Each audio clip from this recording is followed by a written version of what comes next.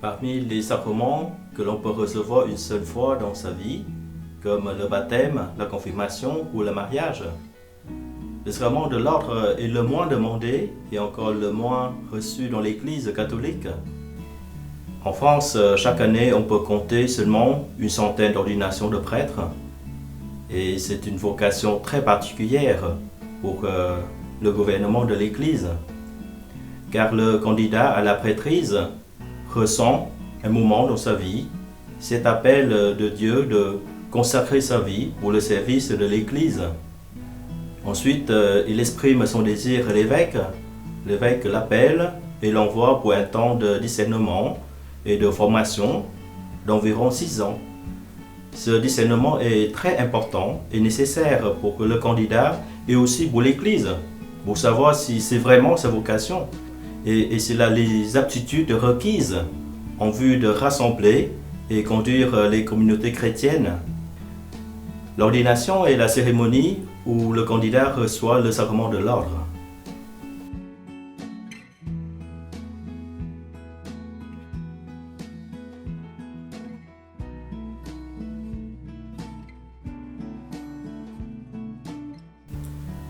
Comme pour tous les autres sacrements, l'ordination ne concerne pas seulement celui qui le reçoit.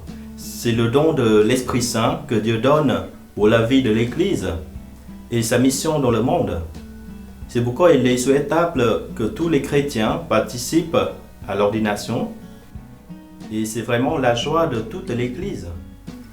Il ne s'agit plus que d'une simple cérémonie de prise de fonction, c'est une véritable consécration. Par la position des mains, les diacres sont à l'image du Christ, serviteur de tous. Les évêques et les prêtres sont à l'image du Christ, le bon berger, celui qui rassemble et guide l'ensemble des catholiques.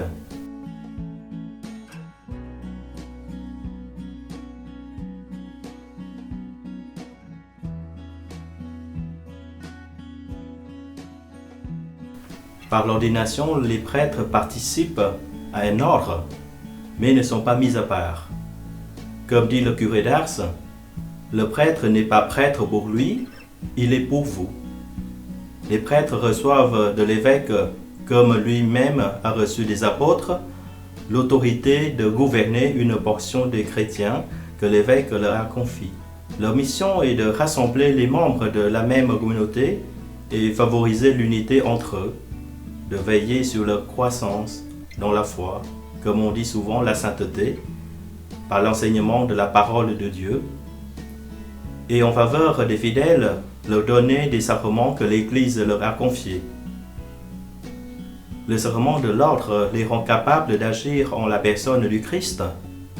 Quand le prêtre baptise, c'est le Christ qui baptise. Quand le prêtre donne le pardon, c'est le Christ qui pardonne.